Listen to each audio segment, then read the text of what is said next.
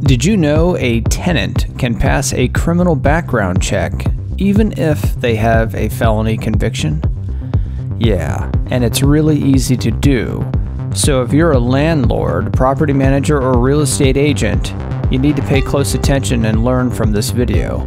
Because in this episode from American Landlord, we're going to tell you the simple steps to take to avoid being duped by an applicant that has been convicted of a crime and doesn't want you to know anything about it. This video is brought to you by realserious.com, where you can screen tenants 24 hours a day, the easy way. Whether you're managing an apartment building or renting out a room in your house, there's a trick that can easily be exploited by a prospective tenant who doesn't want you to know they have a criminal record. Even the largest and well-established apartment communities can be hoodwinked by a prospective applicant. So unless you implement these very simple steps in your tenant screening procedures, you're bound to miss detecting applicants that have been convicted of a crime. First of all, it is important to note that not all criminal records are grounds for immediate denial or dismissal.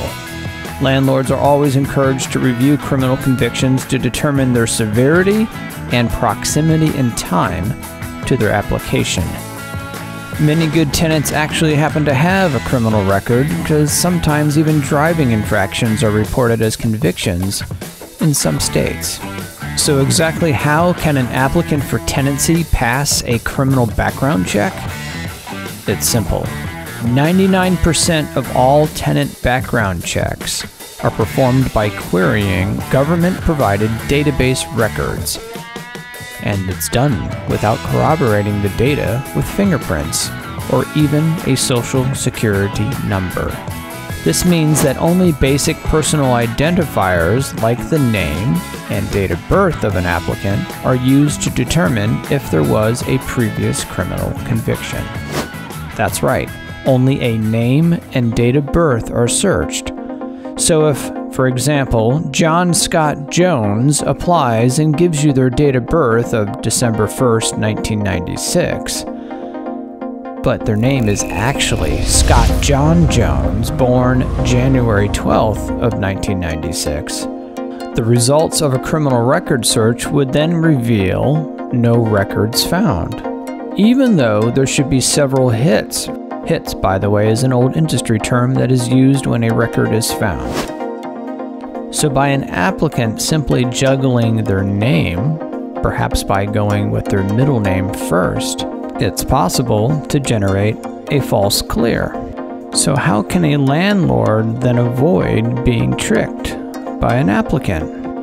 Only use an applicant's legal name and always ask an applicant to see their government-issued photo ID, like a driver's license. Never accept a scanned image. Always physically handle the ID to ensure it's real. Then copy the name and date of birth as it appears, and only use that information when searching criminal records. Don't let an applicant confuse you. Even if someone approaches you and says, "Hi, my name is Jack." Their friends call them Jack. Their spouse even calls them Jack. And yes, even you could call them Jack. But when conducting a tenant screening, you never use that name if John happens to appear on their government-issued photo ID. Quite simple, isn't it? But you'd be surprised how many property managers or real estate agents and landlords would fail to actually look at the driver's license of an applicant.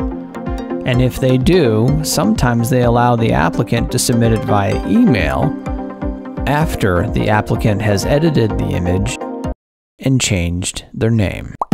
If you would like to learn more about being an American landlord or tenant, or maybe you would just like to support our free information and resources for others, please visit AmericanLandlord.com.